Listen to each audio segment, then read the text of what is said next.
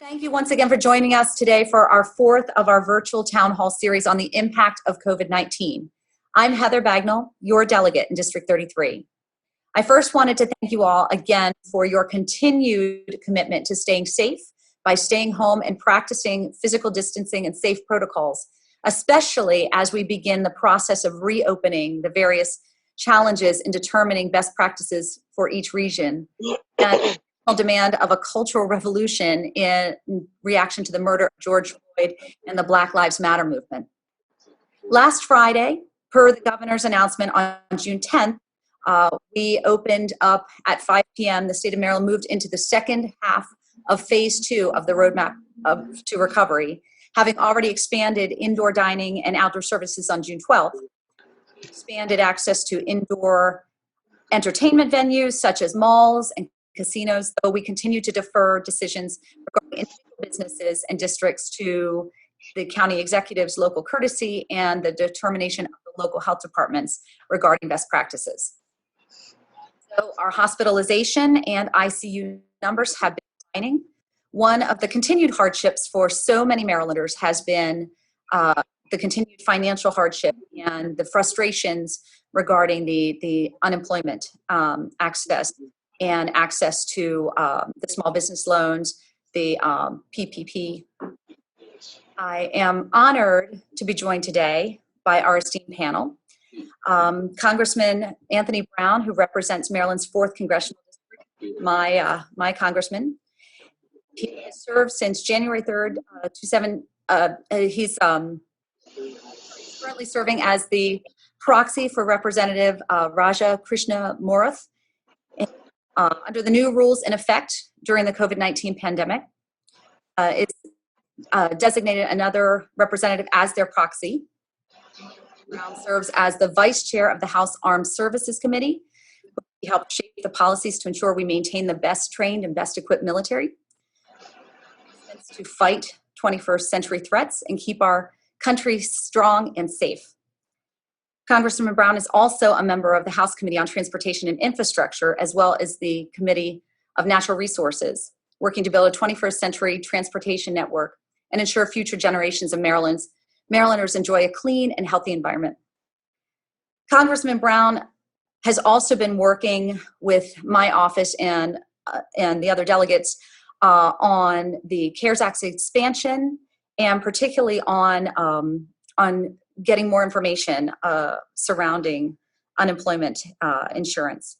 Now, I did while I was on the phone, I actually got a call from the Department of Labor, and they will have a member on this call as well to answer questions. Andrew Fulginiti, who is the legislative director, and Vija who's the Unemployment Insurance Policy Director, and they'll be joining our call shortly. As you can imagine, our panelists are very tightly scheduled, so we will attempt to answer all questions, but if we can't get to your question on the call, we will circle back with you to make sure you have answers. If you have a question and have not submitted it in advance, please feel free to put your question in the chat or to submit it in the Facebook comments. I want to also thank my team, Max Pierce, Jenna Bachman, and Luke Tudball, who are working hard behind the scenes to once again make me look as tech savvy as possible. And I also want to thank Adam Spangler, who has been on all of our calls from Congressman Brown's office, and for the Congressman's team for helping me coordinate this town hall. With that, I'm very honored to introduce Congressman Anthony Brown, who's going to give us an overview of where we are in terms of the CARES Act expansion, what we're looking at in terms of future stimulus and relief packages, and also how we're doing in the state of Maryland. Congressman, thank you so much for being on the call today. Thank you, Heather. And give me a thumbs up if you can hear me. I know last time we had some difficulties. 2 thumbs up, great. Look, Heather, it's great to be on with you and our shared constituents. And I want to start by thanking you. You've hit the ground running in Annapolis while staying focused on the needs of our community, your community, our shared constituents. My team enjoys working with your team whenever there's an overlap on constituent services that we can provide together. We really appreciate the opportunity to do that with you. And again, I'm really excited about your leadership and thanks for having me on today. This is a very difficult time in our country, needless to say.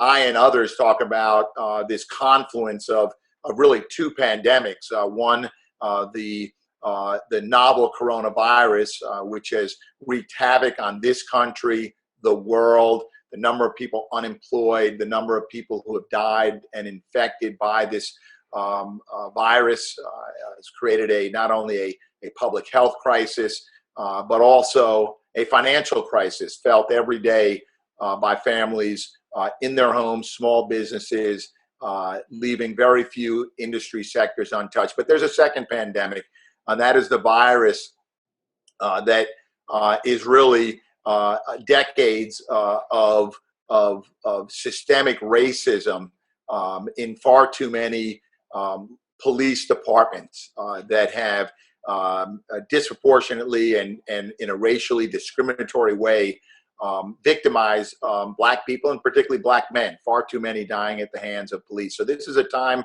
right now, a moment in our nation's history to address both this novel coronavirus, but also to take on what so many have been speaking to for years. And now really, I think the country has been awakened to the fact that not all of our neighbors are treated the same in the hands of police. So we've got work to do. I know that's a topic that could take on this entire town hall, but I did want to acknowledge that before we get started. There are more than 500,000 Marylanders.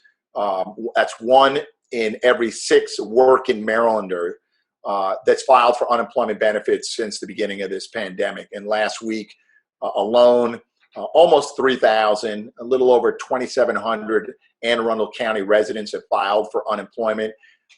Anne Arundel County faces nearly 10% unemployment rate.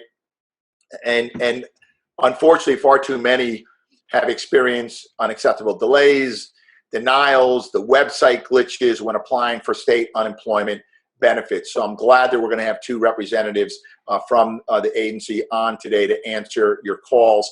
I've been critical of the administration, not for the sake of being critical, but I think that as elected officials, all of us need to be accountable to you, the voters. I represent you. I advocate for you. We are looking at ways that we can support the administration in improving their work when it comes to delivering the unemployment insurance benefits, because there's a lot of work that has to be done. A majority of Marylanders report waiting times of more than a month for benefits. More than 70,000 Marylanders are still waiting for that very first check. Other states have been able to handle the increased demand of their unemployment systems. So yes, we're in a pandemic. The volume has exponentially increased, but some states are doing better than us. Maryland ranks 45th in the country in terms of processing initial unemployment benefit payments. Our neighbor, Pennsylvania, to the north, they rank 18th. DC ranks 19th. So, our neighbors are doing better. We can do better. The Hogan administration and Department of Labor, they need to step up. And the Maryland federal delegation has been asking, how can we support you? What do you need from us at the federal level? So we are working with the administration, and we have had commitments for them to step up. What has Congress done in the area of expanding and strengthening unemployment? First of all, it's been a bipartisan priority. And in the CARES Act, we provided the 13-week extension of unemployment benefits. We expanded benefits to include those who are normally not covered by unemployment, like the self-employed, the gig worker, the Lyft driver, the sole proprietor, independent contractor. So they're now covered. We've increased benefits by an additional $600 per week on top of what you would otherwise get under the state formula, whether you're part-time, full-time, and how much time you've put in. So $600 on top of that. Now, looking forward, the House has passed the HEROES Act. We passed it out of the House. It's waiting to pass in the Senate. Knock, knock, Senate, we need you to act, and we need you to act sooner rather than later. But that would ensure that the expanded benefits that I just mentioned, that they would continue through January 31st of 2021. Because we know that unemployment is an important safety net for Marylanders who are going to deal with this continued public health and economic impact. My colleagues and I in the House continue to push the Senate and the Trump administration to take up the HEROES Act, provide additional relief to the American people. Again, it's important for us elected leaders to be held accountable for our actions and our inactions. There are questions that I hope can be answered on this evening's call by the representatives from the Hogan administration. Some of the things that I'd like to see is a little bit greater transparency by the administration, and a few common sense solutions, I think, to expedite the disbursement of benefits. Like, we should require employers to immediately provide information about layoffs in order to speed the process of verifying a worker's claims. We should ensure workers' 1099 tax filing information is shared to streamline applications for independent contractors and self-employed workers. And we should also presume that everyone is eligible for benefits, because we know that after reviewing claims, the lion's share of people that apply for benefits actually get the benefits.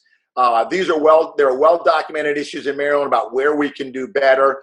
Every day a family has to wait for benefits is one day too long. So I look forward to continue working with Delegate Bagnall, with the Hogan administration, so we can get that much needed relief out to Maryland families. Heather?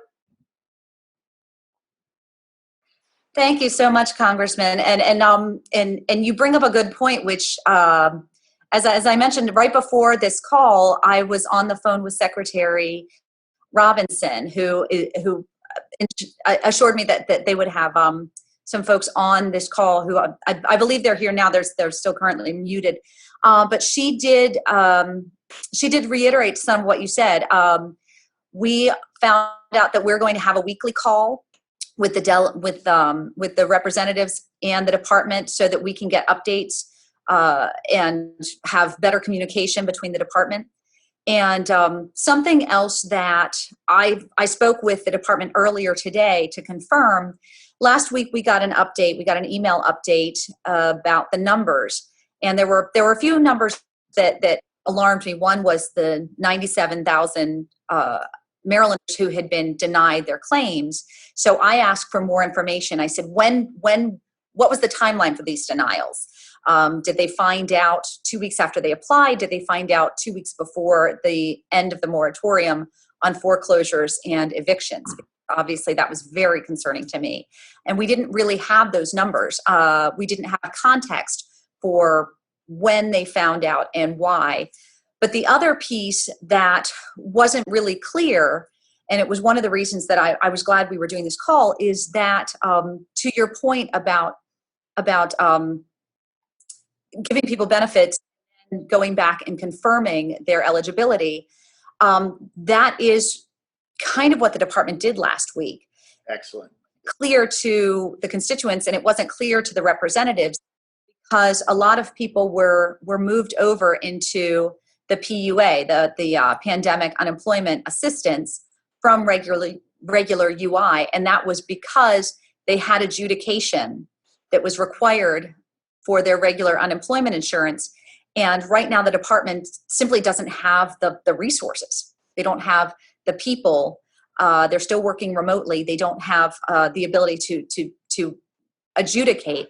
And something that Andrew Fulginiti from the Department of Labor told me, which I was not aware of, is that Maryland is one of the few states that actually tries to mitigate those and adjudicate, rather than just denying unemployment.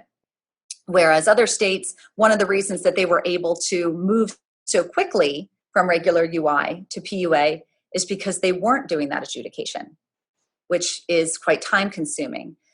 So I appreciate the fact that the unemployment, the Department of Labor has people on this call today to answer those questions, because I know we as legislators and our congressional delegation have all been trying to work sort of hand in glove with the department, but the lines of communication have been crossing very frequently. So with that, if you're able to stay on the call, Congressman, I would love to keep you on the call for questions, but I'd like to introduce the Department of. Also, let me just say, one of the other values of staying on the call is I like to hear what's happening out in the community, and this is an important way for me to do that in addition to the other things that we're doing together in the community. So I'm very much interested in hearing the experience of our constituents and also continue to learn from the department what their efforts are to deliver that assistance. Thank you, and I really appreciate your making yourself available. With that, I would love to introduce Andrew Fulginiti, who is on this call, as well as Vijay Iyer from the unemployment the unemployment insurance office, who can speak a little bit to where we are, what we're doing, and clarify a lot of the questions that our constituents have. Andrew, I think you're unmuted, yep, but you're clicking. Great. This is Andrew Fulginiti. Can you hear me? Yes. I'm going to try muting. Wonderful. All right. So, yeah. So, thank you, Delegate, and thank you, Congressman. Appreciate you guys having us here, the department here, to be a part of this conversation. You guys hit on a couple of good points already about some of the challenges and difficulties we've been facing during this pandemic. Obviously, the virus has had a serious economic impact on many Maryland families, as we all know, and at the Department of Labor that's kind of in our wheelhouse and what we're working to deal with. And the big one has been unemployment insurance, with a lot of the businesses closing down. And as you referenced, as the Congressman referenced, you know, a lot of people are facing some really tough economic times, things they've never experienced before in their lives. And the department has been working truly around the clock to try and be able to address a lot of those needs. Unemployment insurance has been the big one. As Congressman Brown noted, the Congress acted quickly to pass and expand unemployment insurance benefits to a lot of Marylanders and individuals across the United States to better serve them during this time, as they're taking the necessary precautions to protect against the virus. And we, at the department, we faced a lot of challenges, but we've also made a lot of progress recently. We know there's a lot of work to be done. We have, in these last 3 months, processed over 3 years worth of unemployment insurance claims. To try and put that into perspective, I mean, it's really been an enormous volume of individuals, a lot of which have never had to experience anything like this before or ever use the unemployment insurance system. So we've had a lot of challenges to overcome in that regard.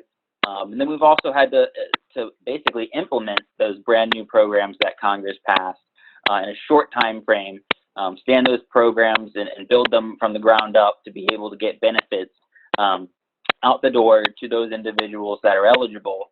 And it's been certainly a challenge. Prior to this pandemic, as we all know, we were really facing unemployment insurance historic lows. So to be able to scale up and ramp up in such a short period of time to handle volume that really historic volume, no one has ever seen the unemployment rates that we've seen, not even any previous recession or crisis. So it's been an incredible challenge, and the department has worked truly around the clock, and the people at the department to try and get benefits out the door. We know there's a lot of work to be done. We are trying to be creative and implement fixes both on the IT level and various other avenues to get benefits out the door to those people that need it most. We're working with the federal delegation, as Congressman Brown noted, and with our state and local partners, trying to find ways to help people as quickly as we possibly can. We're continuing to do so. And so, like I said, I'm happy to be here and be a part of this conversation. And communicate with you and the constituents, and happy to answer questions. And I don't know if Vijay, if you're here as well and have anything to add to that, but we'll be happy to take some questions. And Mr. Fulgenini, do you by chance have a clock next to your phone? There's some sort of clicking that's coming through. We're trying to figure out what's causing it. No, but Yeah, it's on the phone. Okay. If you wouldn't mind, if Mr. Ayer, if you could speak and Mr. Fulgenini, if you would mute your, I'm going to mute you for while Mr. Ayer is speaking. Hi, yes, thank you. This is Vijay Iyer, Director of Policy for the Division of Unemployment Insurance, and I appreciate the opportunity to provide information about all the steps that the division has been taking to get eligible claimants paid in Maryland. And as Andrew noted, we have been taking a lot of steps in order to get through the historic volume of claims that we have been taking, and as Congressman Brown noted, that a lot of these claimants are populations that we have never encountered before, those who are self-employed, gig workers and contractors, and that caused some difficulty in the first days and weeks after the enactment of the CARES Act, because the information and data that we normally collect about employees in order to make adjudication determinations in a timely manner were not readily available to the Division of Unemployment Insurance. And so one of the things that Congressman Brown mentioned was having data sharing so that we have 1099 information readily available to assist and facilitate the determinations for those new populations, which I think is something that we wholly would support and would facilitate those determinations. As Andrew also mentioned, we've been taking steps to get people paid in a timely manner, and for those who have been waiting, we have offered them the PUA application because there's a quicker determination period for PUA, and the application is very straightforward and available online, and that process has allowed us to pay another 50,000 eligible claimants in the last few weeks by offering them that opportunity. So we are working diligently and hard and being creative and working to get benefits to eligible claimants in any way we can. I'm available to provide any additional information or support Andrew in any way I can. Thank you so much, and I really do appreciate that. And something that I do want to make clear is that we are well aware that the folks that are working in the Department of Labor are working, 24/7 and looking for solutions. The frustration has been, this continued lack of communication, lack of clarity. And one of, I was having a conversation with Mr. Fulgenini earlier today, and I said, people didn't even know they were supposed to reapply for PUA because they were so worried about getting kicked out of the system or doing something wrong, and it sort of paralyzed our constituents. So we're trying to figure out creative ways where we can get that information out and make sure that we're being clear in best practices and in the best way to get assistance. If you are all okay, I would actually like to jump to some of the questions, because as the department is aware, the Senate held a joint hearing several weeks ago.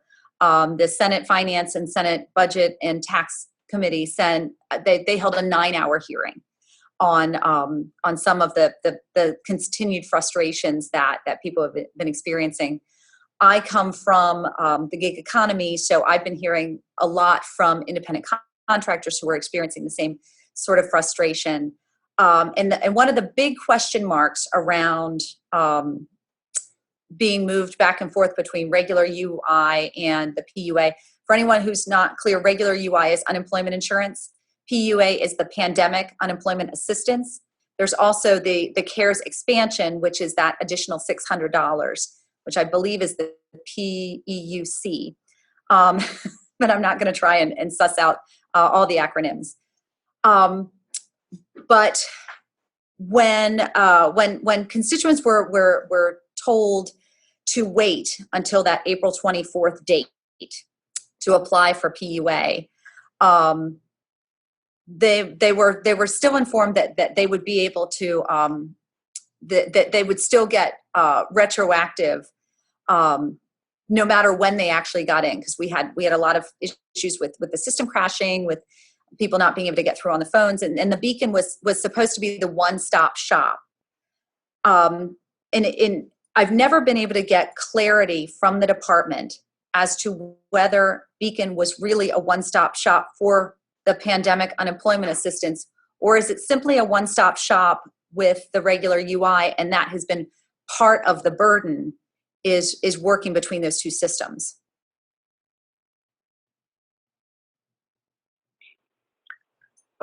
Yeah, so the Beacon One Stop is a one-stop application, meaning that, this is necessitated both by the legislation, the CARES Act, and also by our focus on the customer experience. So in order to be eligible for the Pandemic Unemployment Assistance Program, the claimant must first be determined ineligible for the regular UI program. And therefore, in order to facilitate that determination, it was decided that the process would be brought together into one place. Excuse me. So claimants apply for, they complete the initial claim application, and we determine first whether they're eligible for regular UI. If they are not eligible for regular UI, then we determine whether they're eligible for PUA, with some exceptions. So there is that 13-week expanded benefit period, and that has different eligibility criteria. So that determination is a bit of a sidebar. But for the majority of this claimant population, first they're determined eligible or ineligible for regular UI, and then determined under the PUA program. Okay. And I just got I got a message in the chat from an essential worker whose hours were reduced when their hours were reduced March 21st and filed for partial unemployment, but never received an answer. Is there, obviously, we'll circle back for individual cases, but is there, has there been any sort of disconnect between people who are filing for the partial unemployment? It's going to become more of a question as we're opening and people are going back, because I know that people are concerned about losing their unemployment benefits, and then what happens if we have another shutdown, or if their employer is simply not able to bring them back on a full-time basis.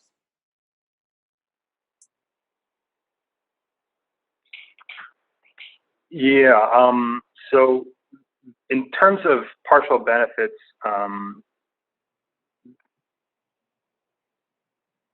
claimants who have had their hours reduced, not by their own volition, are eligible for partial benefits. There's a calculation that's performed, which is mandated by the state statute for UI, that if they're earning more than their weekly benefit amount, then they are not technically considered unemployed, even if they have reduced hours. So there are some claimants who have had their hours reduced, but nonetheless are still ineligible for benefits under regular UI. Okay. Can I jump in here with a question? Absolutely. Yeah. So I know in the CARES Act, we expanded the provision of funds to states with the short-term compensation or work share programs. And not every state has it, but Maryland does. And I think I think in CARES we appropriated about $100 million to promote the program and to get employers information about the program so that they can take advantage of it, because there are many scenarios where employers, they want to, reduce hours. Sometimes it's because of reduced business, but sometimes it's because they just want to reduce the exposure of their workforce to the risks in the workplace. So has Maryland taken advantage of those dollars to promote the work share program?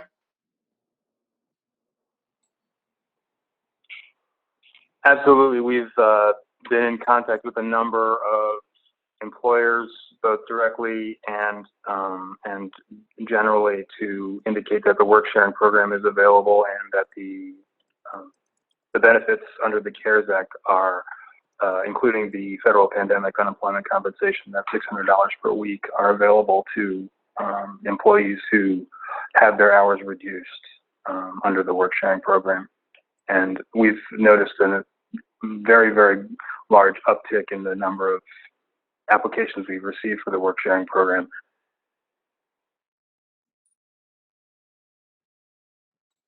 Thank you. And I had another question that came in on the chat. If you miss 1 or 2 weeks of signing into Beacon due to computer issues, are you able to still claim those weeks? And if so, how do you do that?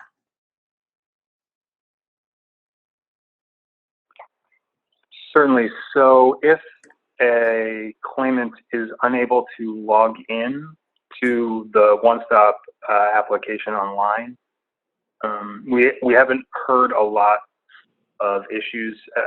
The first few weeks there were some stability issues with the application, but we haven't been hearing that from the claimant population much. But if that is the case, then they can also utilize the teleclaims telephone number to file their weekly claim certifications so that they continue to get paid.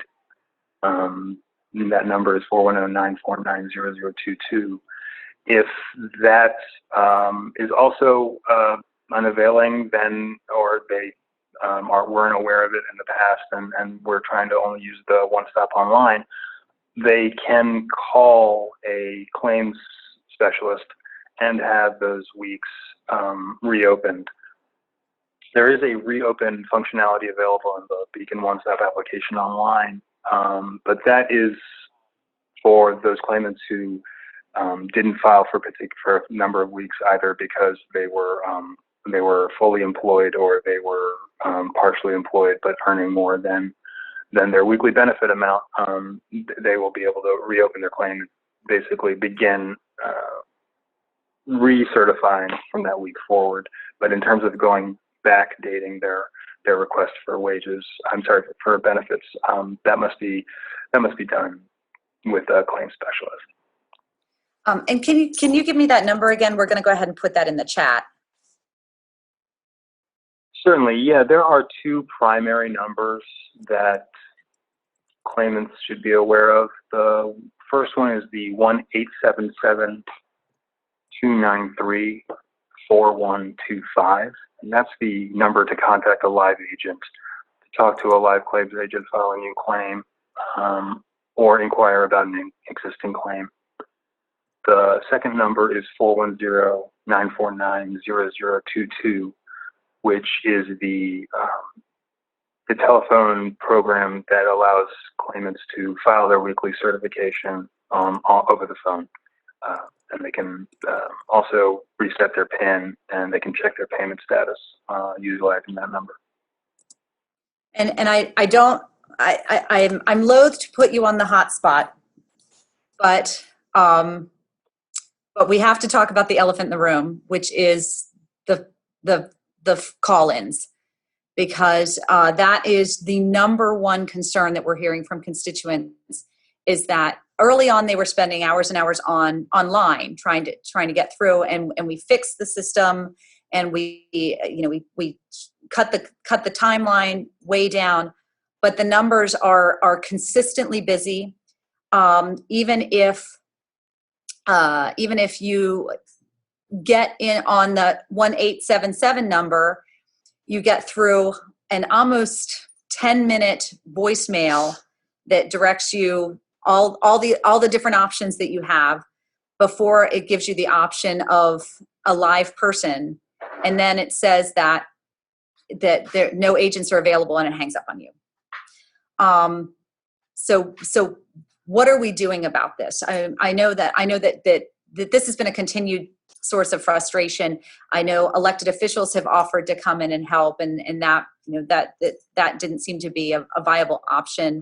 I know that we've increased the call center from Monday through Friday to Monday through Saturday through Monday through Sunday, but it still seems to be a very, very consistent concern.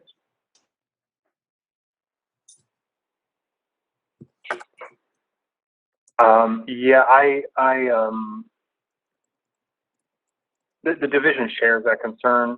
We've been focusing on increasing the number of agents and have taken a number of steps to increase that volume so that we can handle more claims over the phone and more claimant inquiries over the phone. As you've mentioned, we went from not only have we extended the number of days, but the number of hours that we answer calls, and we've increased the number of agents who are available taking calls. And in terms of the operation of the phone line, the telephone system that we use has been upgraded so that claimants are able to provide a callback number, and when a claims agent is available, they'll receive that callback through that 1877 number. And is there a timeline for when that callback will happen? Because I do know from constituents and from other electeds that they've attempted to be to input their phone number and still didn't get a callback. So I think there's a feeling of what's a reasonable expectation, for relief before people are just desperate, and I think we've hit that point. So I again, I hate to put you on the hot seat, but this is the reality of where we are. Mm-hmm. So in terms of the timeline to receive a callback, mm-hmm. Is it hours? Is it days? When people are putting their phone number in, because for other services, they say, we'll call you back in 10 minutes, we'll call you back in a half hour, maybe 2 hours, but there isn't anything that identifies what that timeline is. So people don't have an expectation for how long they should wait before they try again. Okay, I understand that. So in order to give you the most accurate and up-to-date information, I would like to speak to the other members of the team at the division to get exactly the data and information about that. That's not my area of expertise. And it has been an evolving matter. Like I said, we have been taking steps regularly to increase the amount of time that we're available to answer calls, and the number of agents who are available to take calls, and also the technical background that allows the calls to be taken. Those steps have been the forefront of our efforts. And so to get you the correct information about that, I would like to provide you with a written response in the future. And I appreciate that. I hate to press the matter, but these aren't questions that are being asked for the first time. I know when the Economic Matters Committee had their briefing, they didn't get through all the questions that they had. I think they were able to ask about 14 questions during that briefing, but they had about 52 that they had sort of in the hopper, because I know a number of them came from my office, and they did send that to the department, and they did not receive a response to my knowledge. I know I sent questions even after last week when we got the update, and we got numbers, but they didn't have context, so we didn't know what these numbers, what they were really telling us. And I sent follow-up questions, and again, I didn't get a response. And there seems to be a fear of giving us anything definitive. Now, I understand we're in a crisis. We're kind of making it up as we go along, if we're being very, very honest. But going 14 weeks without an answer isn't something that we can reasonably expect of our constituents, especially given that they're in this financial situation because we asked them to stay home. You know, we said, we need you to stay home. We need you to accept relief so that we can build out the systems to keep everyone safe. We can build out our hospitals. We don't overwhelm our healthcare system. So how are we going to, get to the point where people are able to get a live person, where people are able to get relief, and where we are able to have answers and the department can speak definitively without having to sort of go back and ask someone else. Hey, this is Andrew. Can you hear me? I know they were having issues earlier on. Yes, and you're great now. There, no more clicking. Thank you. Great, wonderful. Yeah, so I just wanted to chime in real quick. So yes, we did, as you referenced, Delegate, we did have a couple briefings, the Economic Matters Committee briefing, where we did get a letter from the Chairman Davis and the committee members, and we addressed every single question that was sent to us by the committee. If there were additional questions, we didn't get those from the committee. I don't know if there was something missed there, but I'm happy to follow up with you on that and get some answers to questions in that regard. As far as the phone lines go, as Vijay mentioned, we've taken quite a few steps to try and increase our capacity in that regard. One of them is partnering with an outside vendor. We've brought on 275 additional unemployment insurance experts who these are individuals that have backgrounds in unemployment insurance. And as you noted, Delegate, we've gotten plenty of offers of people within the agency and different sister agencies to help us, answer calls. Unfortunately, it's a little bit more difficult and complicated than simply answering a call. We want to make sure that those individuals that are in our call centers and these claim specialists that are answering the calls can actually address the issue and resolve whatever the claims issue may be.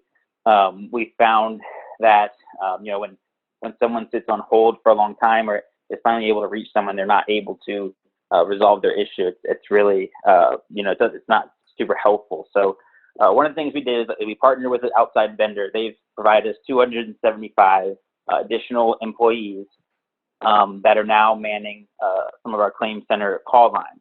So we've increased with a telecom vendor the number of lines that we have available. But as you referenced, it still remains to be a large problem. And quite simply, it really is, while we've expanded greatly, I mean, we've more than doubled our capacity, the demand is still very, very high. So it is still presenting a large challenge. There are other states that are running into similar problems. Some states have completely closed down their call centers and really they're only handling constituent issues online. Secretary Robinson does not want to do that. She is committed to, having every means possible to assisting our constituents. And we know that, as I've mentioned, the volume's still there. There's a lot of work to do. So we really do remain committed. We're going to continue to try and expand and build upon our phone capabilities and our call centers. We know people want to speak to live agents. We're also working with our vendor, as you know, on the Beacon site to improve the functionality of that site. And also our unemployment insurance professionals. We're continuing to be creative and find ways, as you noted, to try and get benefits to the people as quickly as we possibly can. There's a lot of work to be done. A lot of the claims are very difficult, but we really are trying to use every means at our disposal to speed up the process and resolve a lot of these issues. And I greatly appreciate that. And Mr. Fulginiti, if I can just ask your indulgence a bit, can you speak a little bit to to the accountability of Beacon and how their support services are working with you and liaisoning? Because I know that has also been one of the challenges, is that when it is, as you said, when they stay on the line with someone and then they say, well, we can't help you. That's actually a technical issue with the Beacon system, or that's something that needs to be resolved through PUA, and that's not the program I work in. How are we holding Beacon accountable? What resources are they making available to us to make sure that these systems are all working together, and that we're not sort of just leaving our Department of Labor employees sort of stuck in the middle, unable to help, because that's not a great place for them to be either. Sure. Right, certainly. Yeah, and obviously, it's been, as VJ noted, it's been a challenge. A lot of this, you have to realize the UI professionals, a lot of them that are handling these, they've never implemented these programs. That we've created. The federal government did a great job in creating and expanding unemployment insurance, but these professionals have never had to look at 1099 forms and things like that, and so the website and things that are processing these, it's a training for us as well. We had to get up to speed on how to process these types of documents and work with the new site. Just like when the site went live, we had to train our staff and figure out how to work with that. So as far as the vendor goes, they created the site, and we do work with them on IT. We have an IT team, and they've offered us a IT support team. And so when we get technical issues, our claim specialists, we do direct those oftentimes to the vendor who's able to address those. So there is a coordination between the department and the vendor on IT issues related to the Beacon portal. One of the things we're working really hard to do is identify trending issues, if you will. So if we see large volumes of people experiencing the same sort of issues, we try and identify those and target those with our vendor. We are on calls daily with the vendor. So if we spot those, we try and work with them to create IT fixes so we can address and hopefully assist the largest groups of customers at a time instead of just individual cases. We're trying to do large scale fixes so that no one experiences those issues. So there is a coordination between the department and the vendor when it comes to Beacon support issues. Thank you. And I just wanted to say once again, if you have specific issues regarding your unemployment insurance, make sure that you do email my office, heather.bagnall@house.state.md.us, and we will circle back with you, because I know a lot of this is very specific to each individual case. And one of the things that we've tried to talk about a lot on these town halls is how our local, state, and federal partners all work together. So this next question is actually for you, for the department, as well as our congressman, because we are coming up on July 1st. The rent is coming due. The expansion is set to expire July 25th. The moratorium on evictions and foreclosures is set to expire on July 1st. So how is the department working with the governor on implementation of policies that will protect the folks that are about to be that are about to have the rent come due and they don't have it? And Congressman, if you can also speak to sort of the next steps in terms of where we are with the CARES expansion, and if it looks like we are going to be expanding that past July 25th, or if there's another policy coming, and what we at the state level can do to help what you're doing at the federal level to make sure we're getting money into people's hands. Okay, why don't we hear from the state first, and then I'll be able to address those. Okay. All right, thank you so much. Yeah, so we are working with the governor's office and at the Department of Labor. We have our Commissioner of Financial Regulation, who is working with industry partners, the Bankers Association and lenders and things like that on this very issue.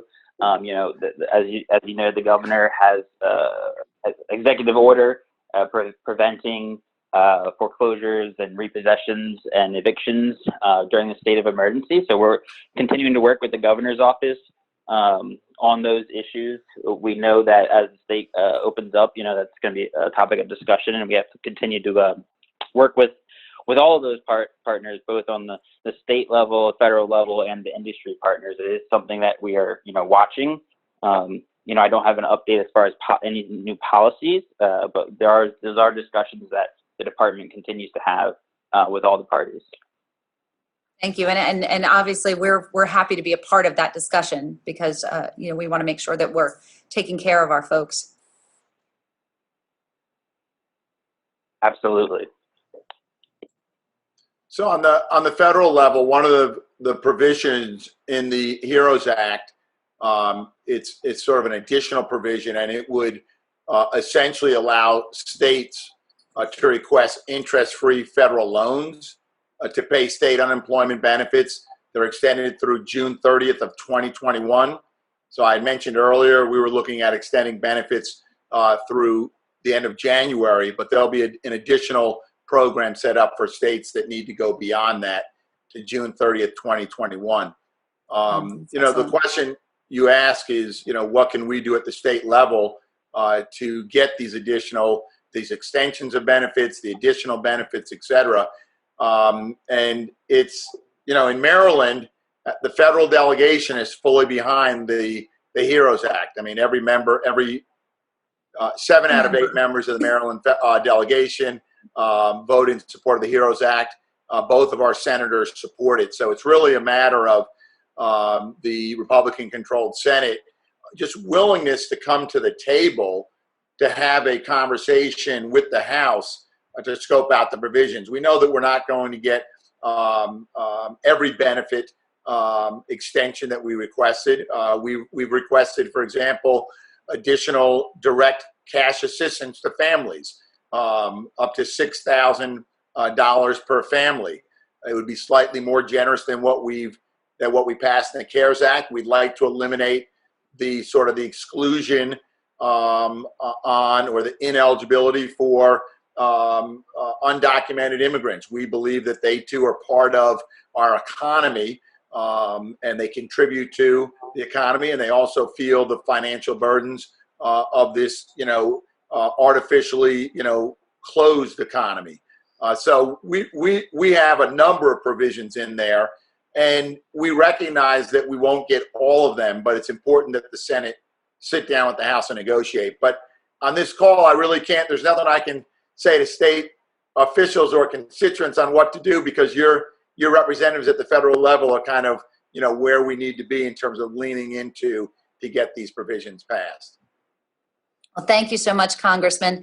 I am aware that I want to be conscientious of everyone's time, and we are coming up on the hour. So once again, if you have specific concerns regarding your unemployment, please make sure to email my office. I will make sure that I am working with the department. I do want to thank very much Andrew Fulginiti and Vijay Iyer for jumping on this call and jumping into the hot seat and the deep end, because we didn't have a whole lot of time to prepare for this call in advance.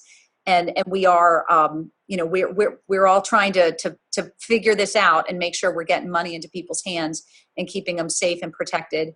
I want to thank Congressman Brown once again for your willingness to stay on this entire call. I know your time is quite precious, and I want to thank again all of our constituents who have been in this together in this crisis, doing everything that you need to do and taking care of each other while we build out these systems, while we ensure that we're not overwhelming our healthcare. We know that we are not out of the woods, so I will once again ask to please, please, please continue safe social distancing, continue wearing masks, continue washing hands, and doing everything in your power to keep yourself and your families and your neighbors safe. And I will continue to work. Sorry, I have something in the chat and I just wanted to see what it was. If you do not reside in our legislative district, please go to mdelect.net to check your address and find your elected state representatives. But you can also email our office, and we will also look up, based on your address, who your representative is and make sure that we forward your information. Thank you all again. I don't have another town hall that I'm announcing yet, but I am looking at potentially another town hall on police reform and police brutality and veterans affairs, based on where we are in the lay of the land. So thank you all again. Thank you for the honor of representing you, and I look forward to speaking with you soon. Take care, Heather. Thanks. Thank you.